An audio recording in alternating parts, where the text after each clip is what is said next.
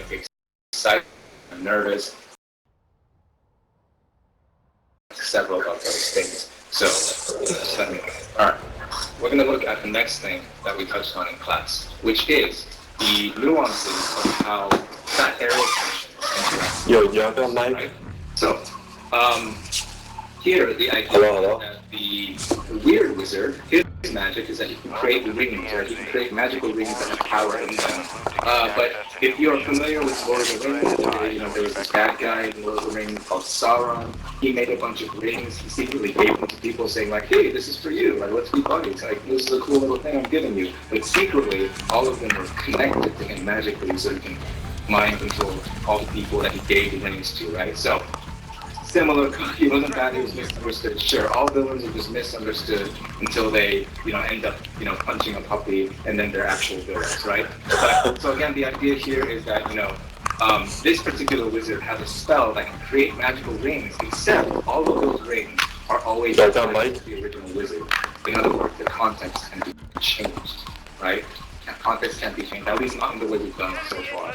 So let's take a look at this, right? So again, for this particular spell, right? If context is on, right, it'll say this wild. If the context is there, but it's not an instance of this wizard, it'll miss it. So and so, Gandalf lacks the ambition necessary to forge a ring of power. If neither of those concepts is true, if there is a context, and if there is a context, and the context is an instance of this class, we should be expecting to see 27 instead, right? Okay, so let's take a look at what actually happens, right? So first of all, here, just to illustrate, right, we have the original function called. This is just the function being called. This is just the method being called on the original instance, right? Nothing fancy. A ring of power has to vary the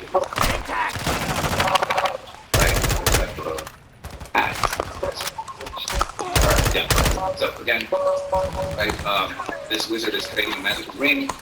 Ring of power has the words very to this call. Alright, so then what's gonna happen? Right? What is gonna happen when we do this sort of thing? So here we've seen this before, right? We're taking the instance method out, we're taking the method out of the instance, saving it to a variable, and then we're binding it to another wizard. We're binding it to another character, saving that to a variable, and then finally calling that, right? Because again, binding to the function. Albert is asking, what is the /n? /n. The /n is what gives us this range. Alright, so let me actually check that. So I think this can be very useful. So I'm going to go back all the way to the beginning to all these methods, so that these methods just going to introduce the characters. Right? You guys see that there are these line breaks between them, right? There's line breaks between them. So that's what the /n is for. That's what the /n does. If I get rid of it, we'll actually set the lines. Ooh, interesting. Okay, yeah, so we can see that there for the original wizard, right? The line break is no longer there. So that's what the /n is for. The slash means escape, and then n means new line, I think. New lines together, they do this thing. This can be very, very useful when you're trying to debug, because it can help you isolate what you're looking for, right? Because like sometimes all the functions are just to hold past these things. Having that /n is easy, right? So yeah, good question. Okay, what's going to happen when we do this? Anybody have any guesses? What's going to happen at 8:86? What's it going to console log? They tagged me!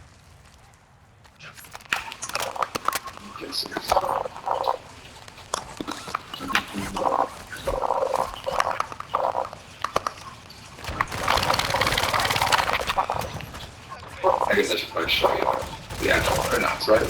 Which of these console logs fire given the situation that we have on? Yeah, let's move this to the right. Now, which of these is going to fire based on what we're doing here in line 845 and 6?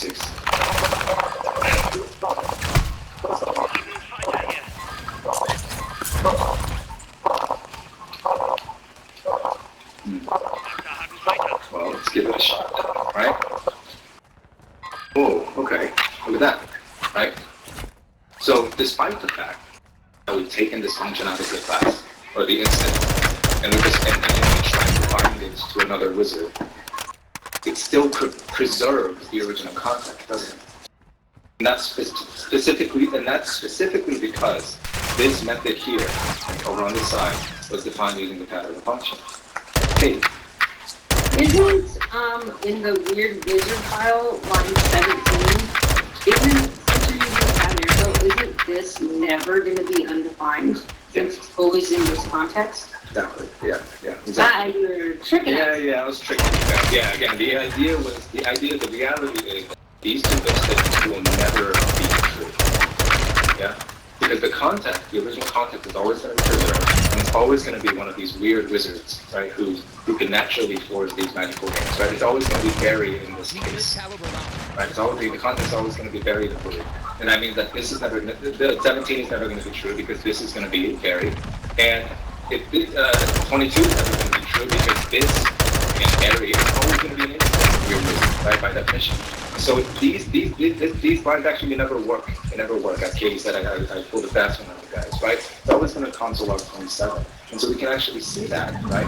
We can actually see that with the rest of these here, right? You can see that for 88, I'm using call. I'm trying to use call. That's also going to give us the same thing, right? If I use, let's see, yeah.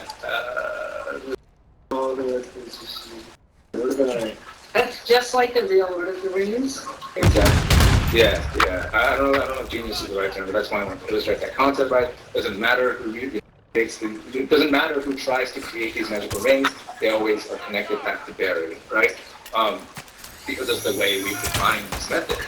And so, another thing I want to illustrate that is, let's see here if I can. So if we, I'll do this and this and this, and these two here, somewhere.